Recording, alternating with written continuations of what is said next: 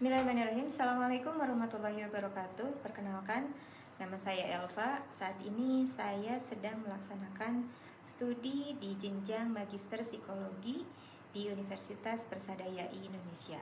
Nah, pada kali ini rekan-rekan semuanya, ketika kita berbicara tentang psikologi konsumen, di pikiran kita pasti yang terlintas atau yang melayang di pikiran kita itu adalah perilaku seseorang, di mana orang itu membeli pakaian di mall, memiliki gadget terbaru, atau memesan makanan melalui aplikasi online. Kemudian yang dimana kita bisa melihat terbiasa melihat konsumen dalam pusaran transaksi yang instan.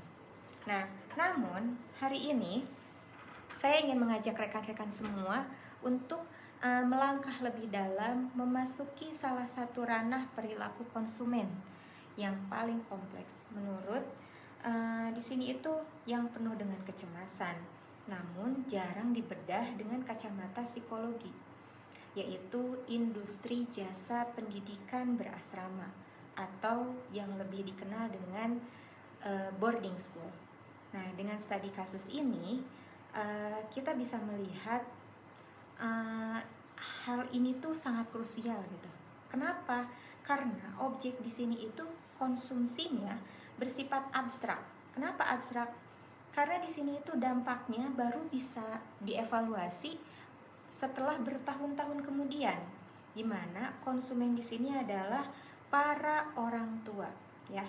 Sekali lagi, konsumen di sini adalah para orang tua, di mana dia sedang tidak mengeluarkan uang untuk kepuasan secara instan, tetapi mereka sedang menyerahkan aset paling berharga dalam hidup mereka, yaitu anak-anak mereka. Nah, oleh karena itu, presentasi kali ini tidak akan membahas strategi pemasaran ataupun misalkan hal-hal yang terkait dengan marketing. Kita akan membedah apa yang disebut dengan arsitektur kepercayaan.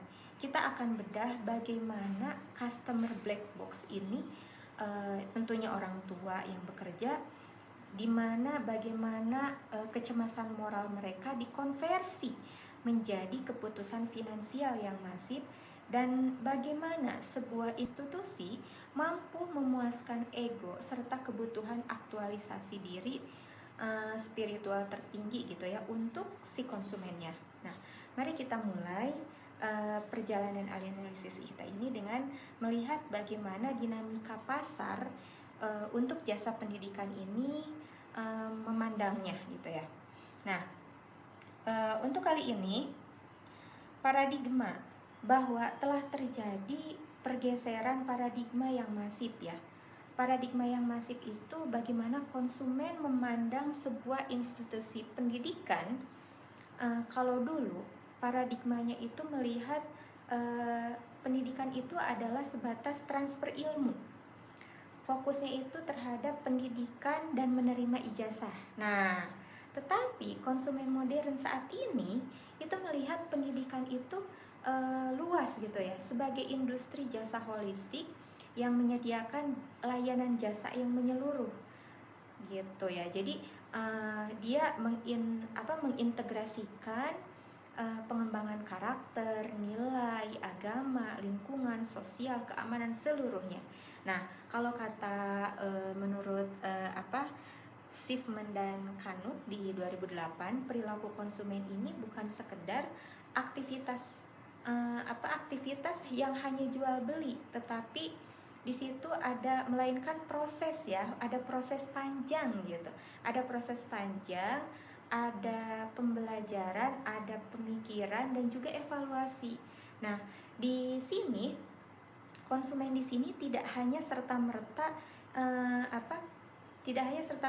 membayar biaya masuk, tetapi di sini ada penggunaan jasa di asrama hingga evaluasi akhir untuk mendapatkan pencapaian spiritual anak dan moral anak. Nah, oleh karena itu, Ashifa Boarding School hadir bukan hanya untuk sebagai penjual kurikulum saja, bukan hanya penjual akademik saja, melainkan sebagai penyedia ekosistem yang mengintegrasikan karakter, spiritualitas, dan rasa aman demi menjawab tuntutan para orang tua, khususnya para orang tua yang menitipkan anak-anaknya di lembaga pendidikan.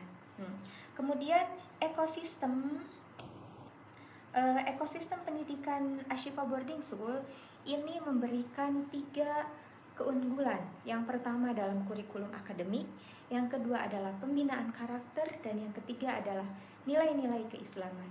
Kurikulum akademik di mana Ashifa memadukan standar kurikulum nasional dengan pembelajaran yang modern. Kalau untuk saat ini ada pendekatan deep learning, ada kurikulum merdeka, dan lain-lain sebagainya. Itu tidak terlepas dari pendidikan yang saat ini Ashifa sedang jalankan. Kemudian ada pendidikan yang memang khas Ashifa, yang dimana ada nilai-nilai keislaman ya. Nilai-nilai keislaman ada program unggulannya, yaitu program tahfiz Al-Quran, pembiasaan ibadah, yang dimana pembiasaan ibadah jika kita melihat untuk di pesantren-pesantren ini memang sangat dikhususkan gitu ya. Kemudian ada kajian-kajian keislaman. Selain anak-anak dituntut untuk di kelas, itu kita berikan kajian-kajian. Terlepas daily activity-nya selama 24 jam kita kita tentukan gitu ya, sedikit demi sedikit. Nah, kemudian satu lagi selain ciri khas keunggulan Ashifa itu adalah pembinaan karakter, di mana fokus dan kedisiplinan, kemandirian, dan kepemimpinan siswa. Nah, untuk di sini fokus kepada kedisiplinan, di mana anak belajar untuk disiplin bangun tidur, anak disiplin untuk makan, anak disiplin untuk mandi, anak disiplin untuk masuk kelas, anak disiplin untuk melakukan setoran tahfiznya seperti apa. Kemandirian di mana anak harus bisa kapan saya waktunya tidur, kapan saya waktunya untuk belajar, kapan saya waktunya untuk leha-leha dan sejenisnya. Dan untuk satu lagi, bab kepemimpinan siswa di sini mengajarkan tentunya harus ada perbedaan antara BEM di luar dengan BEM di Ashifa, itu harusnya berbeda. Di mana kepemimpinan siswa atau organisasi di dalam siswa di sini mengajarkan tidak hanya organisasi untuk internal, tetapi harapannya anak-anak bisa mendatangkan atau melakukan acara dengan mendatangkan tokoh-tokoh nasional, menteri-menteri, kemudian tokoh-tokoh ulama dan sebagainya, seperti itu ya. Untuk saat ini, sebelumnya rekan-rekan sekalian, untuk melihat bagaimana keputusan ini digodok dalam benak konsumen, dalam hal ini adalah orang tua, saya mengartikan dalam disebutnya customer black box. Nah, kita bisa melihat, harapannya kita bisa melihat di mana ada input. Nah, input di sini tidak serta-merta anak yang ada inputnya citra lembaga dan informasi eksternal. Nah, di sini itu ada citra lembaga di mana fasilitas, reputasi biaya, fasilitasnya bagus dan lain-lain itu hanya untuk fisik ya. Kita fasilitas fisik atau biaya tidak langsung tidak serta-merta menghasilkan konsumen untuk bisa mendaftar gitu. Tetapi ada stimulus tersebut yang harus melewati filter kognitif di sini. Nah, filter kognitif di sini dibarengi dengan jangkar afektif atau pemikiran disertai dengan emosi, emosi dan pengalaman ya tentunya. Nah, orang tua lebih dahulu, mengapa proses ini begitu emosional? Karena bagi orang tua, anak itu adalah extended self-nya, extended self mereka gitu. Memilih sekolah adalah investasi identitas masa depan mereka. Nah, di proses stimulus filter kognitif, kemudian jangkar afektif, tentunya dibumbui dengan motivasi atau harapan-harapan mereka, sehingga moral anak mereka itu bisa apa yang diinginkan. Di sini adalah proses psikologis internal ya. Lalu apa sih yang sebenarnya mendorong dinamika di dalam customer black box model ini, sehingga menghasilkan outputnya itu adalah keputusan customer untuk mendaftarkan anaknya masuk ke Ashifa. Nah, di sini apa yang membedakannya? Nah, keputusan untuk memilih Ashifa di sini digerakkan oleh motivasi yang bertingkat ya. Motivasi yang bertingkat di sini di mana ada disebutnya motif di level paling dasar. Kita melihat dari kebutuhan hierarki Abraham Maslow. Nah, di sini hierarki kebutuhan Abraham Maslow ini, keputusannya itu memilih Ashifa digerakkan oleh motivasi yang bertingkat. Apa itu motivasi yang bertingkat? Di sini ada rasa aman. Nah, rasa aman itu diawali dengan keputusan yang paling dasar ya. Rasa aman moral itu ada di paling dasar, di mana orang tua itu merasa aman, merasa nyaman karena fasilitas asrama itu sudah mendukung pengawasan, pergaulan yang ketat, karena Ashifa itu sudah memberikan jaminan untuk anaknya diawasi selama 24 jam. Nah, kemudian perlindungan dari pengaruh negatif budaya di luar sana gitu. Karena memang di lingkungan budaya Ashifa, budaya boarding school itu otomatis dikontrol 24 jam. Daily activity-nya sudah terlihat gitu ya. Nah, kebutuhan ini kemudian naik ke level sosial. Nah, kebutuhan ini naik ke level sosial, di mana orang tua itu merasa komunitas yang sefrekuensi gitu ya. Jadi setelah rasa aman kemudian naik menjadi kebutuhan ini naik ke level sosial untuk mencari kelompok acuan yang sefrekuensi. Nah, lingkungan pertemanan yang islami, pembentukan adab, akhlak, dan lain-lainnya.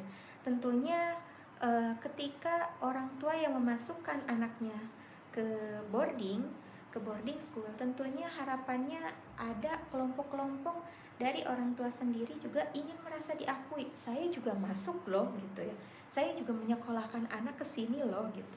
Nah, dan yang terakhir, puncak pada aktualisasi diri dan spiritual, yaitu kebanggaan emosional tertinggi ketika anak bertransformasi menjadi hafiz Quran, mandiri, berprestasi, tentunya ya sukses dunia akhirat ya. Nah, jadi konsumen di sini tidak sekedar membeli jasa pengajaran, melainkan membeli pemenuhan kebutuhan psikologis dan spiritual tertinggi mereka.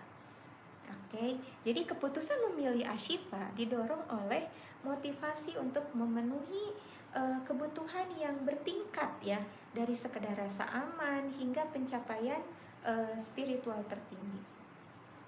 Dilanjutkan untuk berikutnya rekan-rekan sekalian, untuk memahami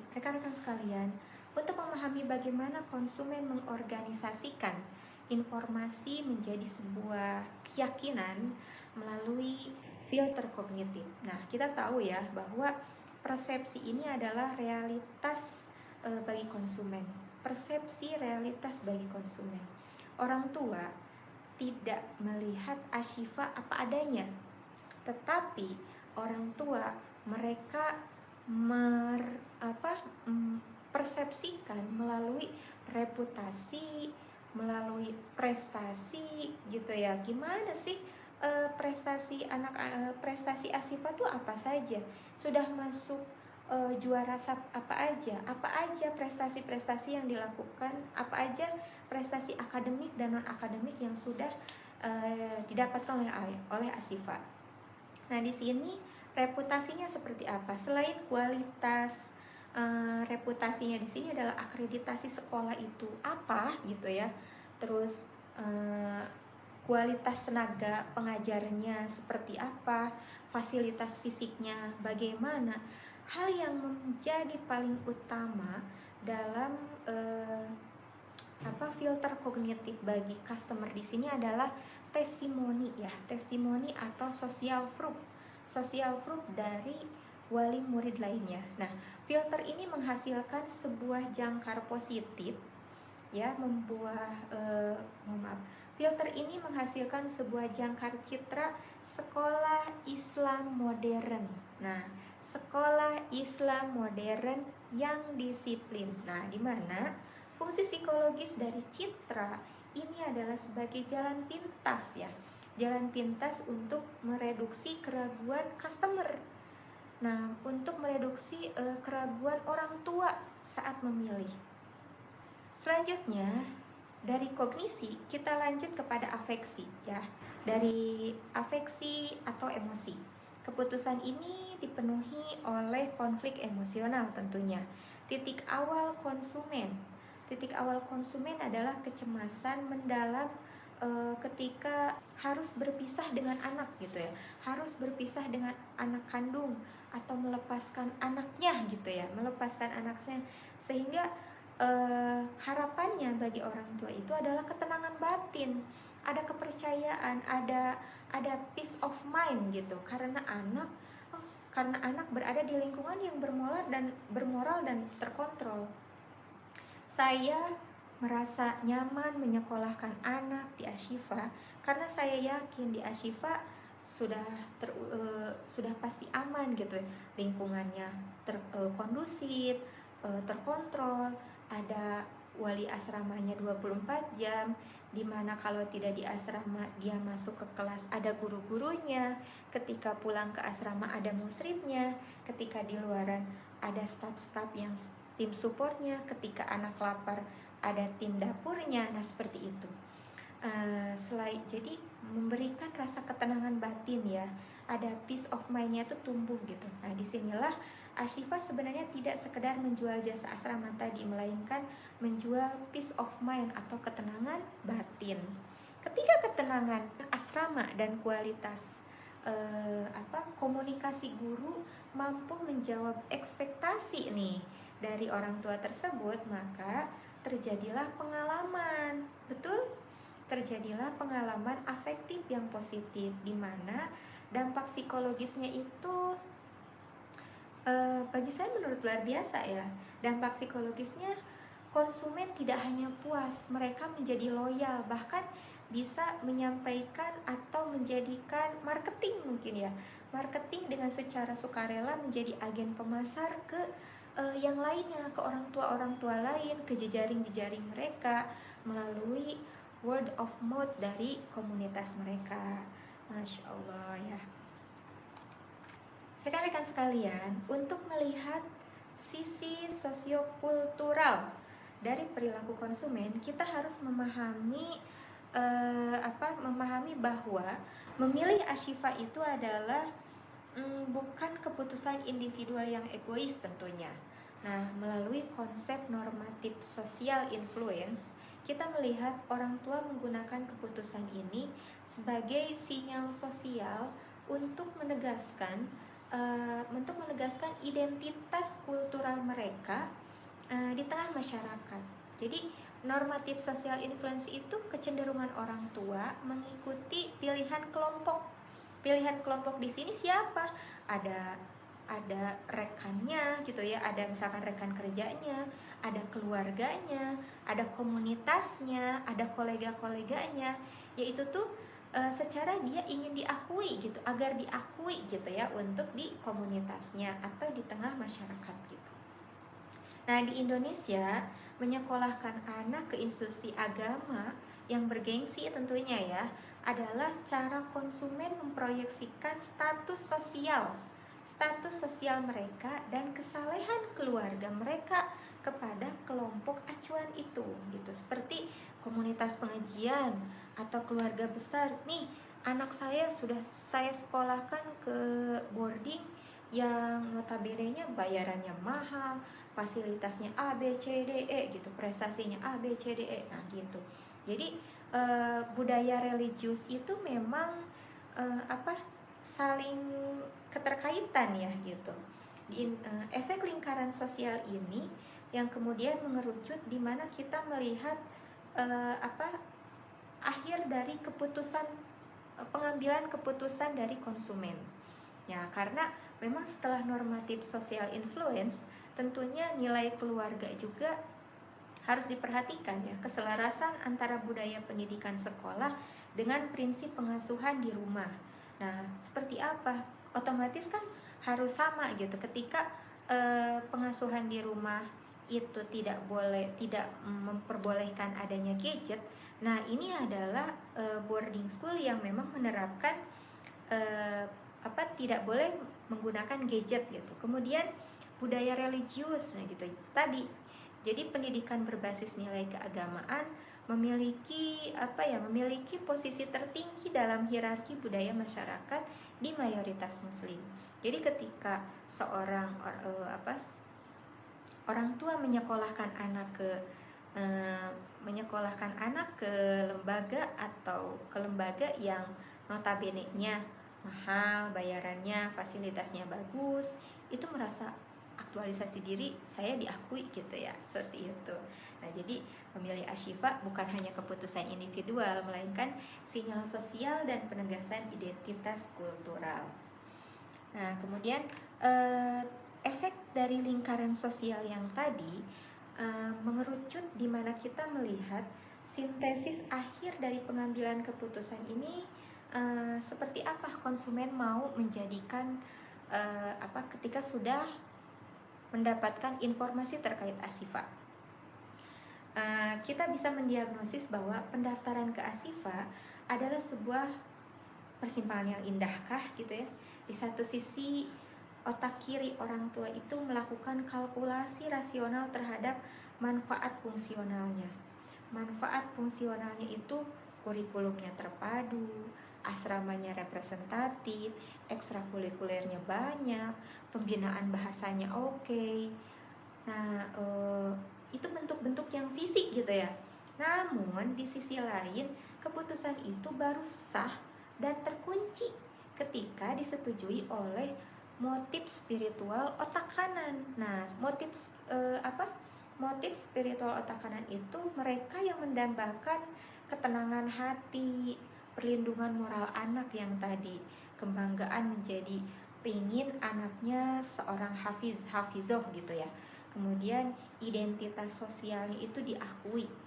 Kemudian hati orang itu tenang walaupun anak tidak ada di rumah. Oh iya, anak saya ada di boarding, anak saya aman, perutnya aman, tidurnya nyaman,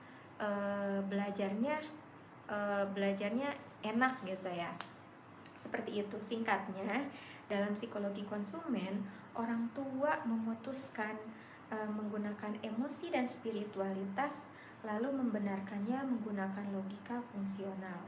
Jadi di mana pendaftaran ke Ashifa Boarding School adalah kalkulasi rasional yang dibenarkan oleh keinginan spiritual dan emosional yang mendalam. Jadi bukan hanya manfaat fungsional aja gitu. Bukan hanya asramanya yang bagus, kurikulumnya yang ini saja, tetapi bentuk ketenangan hatinya juga, bentuk kalau anak saya nyaman di sana, buat apa fasilitas yang bagus tetapi tidak dijawab oleh yang tadi, yang ada plus minus tadi, ketika tidak dijawab oleh tidak dijawab oleh dengan ketenangan hati, terus outputnya seperti apa. Kemudian di sini kita bisa melihat 4 katalis psikologis yang mempercepat nilai beli konsumen ya. Kelebihan psikologi itu biasanya yang bisa mempercepat nilai konsumen menjadi tindakan nyata untuk mendaftarkan anaknya di sini, atau lebih familiar disebutnya keunggulan lah ya. Keunggulan Ashifa terletak pada kemampuan menawarkan paket solusi psikologis gitu. Paket solusi psikologis yang lengkap, dari reduksi kecemasan lewat pengawasan intensif hingga peningkatan ego orang tua melalui pencapaian spiritual anak menjadi seorang hafiz Quran. Nah, di sini adalah penggerak motivasi yang sangat masif ya. Jadi di mana di situ berkesinambungan atau kelebihan psikologis gitu ya. Paket yang lengkap untuk ada di Ashifa ini, di mana orang tua tidak lagi merasa cemas karena dengan pergaulan modern saat ini Terus dia juga sudah melihat bentuk fisik asifanya seperti apa dengan cara survei, kemudian mendengar dari orang tua, dari wali murid yang lainnya, dari mod to mod tadi, kemudian dia bisa nyaman sehingga pengawasannya itu intensif di sini, yang akhirnya peningkatan ego orang tua melalui pencapaian spiritual anak sebagai yang diinginkan, moral anaknya dapat,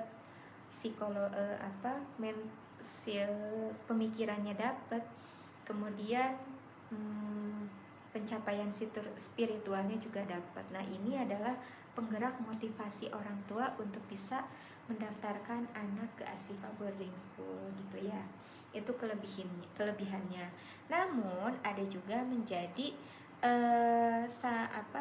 analisis psikologi yang komprehensif, tidak boleh mengabaikan dari sisi sebaliknya, di mana tentunya ada tantangan dan juga hambatan juga ya. Ada tantangan dan hambatan.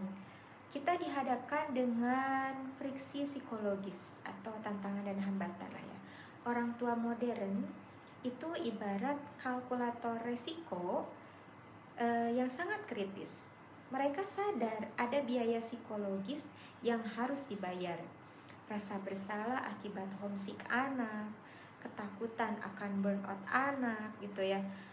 Atau di sana aturannya yang sangat kaku gitu. Hingga ada investasi finansial mereka yang tinggi yang tidak berbanding lurus dengan kualitas real di lapangan. Jadi misalkan tantangan dan hambatannya itu stres dan homesick, tekanan psikologis ketika masa adaptasi awal-awal karena harus berpisah dengan keluarga. Itu juga yang menjadi tantangan atau hambatan bagi orang tua gitu ya.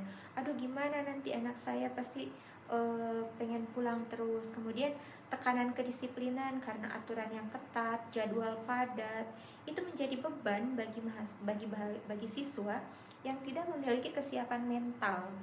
Nah, di sini kemudian ekspektasi biayanya, ekspektasi versus biaya pendidikan relatif tinggi yang sehingga menuntut sekolah menjaga kualitas secara konsisten agar tidak terjadi disonansi kognitif. Yang kalau sekarang banyak yang bilang ketika kita membayar mahal kepada suatu lembaga, maka tuntutan dari orang tua juga semakin besar gitu ya bagi pengelola institusi di Ashifa. Dan yang terakhir mungkin privacy dan konflik sosial, di mana itu mengurangi privacy dan meningkatkan biasanya resiko gesekan antar siswa. Nah, jadi keberhasilan pemasaran institusi ini sangat tergantung pada bagaimana institusi ini mereduksi friksi-friksi psikologis yang tadi ya, yang stres, homesick, tekanan kedisiplinan, privacy, konflik sosial, ekspektasi dan versus biaya tadi menjadi katalisnya dengan yang tadi, yang keunggulan yang tadi, yang dimana rasa aman itu ada, anak nyaman, perut kenyang, belajar nyaman gitu dan sepertinya. Rekan-rekan sekalian, yang merupakan visualisasi dari medan pertempuran internal terakhir dari konsumen itu seperti matriks ya, seperti matrik diagnostik. Nah, di mana ada daya tarik psikologis, ada beban psikologis. Nah, di sini seperti model kompensatori dalam perilaku konsumen. Kita melihat bahwa bagaimana orang tua mempertimbangkan antara beban psikologis ya, antara beban psikologis finansial di sisi dengan ekspektasi masa depannya. Nah, keputusan pendaftaran pada akhirnya tercapai karena nilai transformasi karakter dan spiritual anak dipersepsikan mampu menjadikan kompensasi gitu ya, menjadikan kompensasi terhadap seluruh pengorbanan orang tua. terhadap seluruh pengorbanan emosional, biaya finansial yang dikeluarkan oleh orang tua tadi. Jadi ketika beban psikologisnya ada tantangan adaptasi, homesick, kemudian friks yang tadi ya, komitmen finansial tinggi, itu terpecahkan gitu ya. Ketika outputnya anak itu menjadi apa yang diinginkan oleh orang tua. Kompensasinya itu ibarat pengorbanan orang tua itu udah selesai, karena kompensasinya anak yang cerdas, anak yang mandiri, anak yang anak yang bermoral gitu ya, spiritualnya dapet dan lain-lain. Nah, di sini adalah Ashifa Boarding School ini memberikan pelajaran berharga bagi kita dalam landscape psikologi konsumen. Keberhasilan sebuah institusi, jasa pendidikan tidak lagi ditentukan oleh seberapa megah fasilitas, oleh seberapa bagus fasilitas fisik mereka yang didemonstrasikan. Tetapi keberhasilan sejati terletak pada kemampuan merek tersebut dalam membangun arsitektur kepercayaan, sebuah ketepatan psikologis dalam mendiagnosis kecemasan terhadap orang tua ya, lalu mentransformasikan menjadi ketenangan batin. Karena pada akhirnya di pasar high-end, di pasaran seperti pendidikan itu, konsumen tidak sekedar memberi kurikulum, mereka justru membeli kepastian masa depan untuk anak gitu ya, masa depan untuk perpanjangan ego mereka, yaitu anak-anak mereka. Anak-anak mereka ini kan mau jadi apa ketika orang lain bertanya, anak kamu udah jadi apa, atau misalkan anak kamu sekolah di mana, anak kamu kuliah di mana. Nah, itu adalah perpanjangan ego mereka. Jadi seperti itu. Konsumen memutuskan bahwa nilai transformasi masa depan anak jauh melampaui beban adaptasi dan biaya. Jadi yang akhirnya menghasilkan oke, saya mendaftar ke Ashifa. Jadi prosesnya itu lumayan panjang, dimana ada psikologis, ada kognitif, ada psikologis, ada sosio emosional juga. Baik, untuk kesimpulannya, keberhasilan Ashifa Boarding School bukan sekadar pada fasilitas fisiknya, melainkan pada kemampuannya merancang ekosistem yang secara presisi menjawab kecemasan, harapan, spiritual, dan kebutuhan psikologis orang tua. Jadi menguasai arsitektur kepercayaan ini adalah jasa pendidikan modern, adalah tantangan membangun kepastian di tengah ketidakpastian masa depan. Sekian dari saya. Assalamualaikum warahmatullahi wabarakatuh.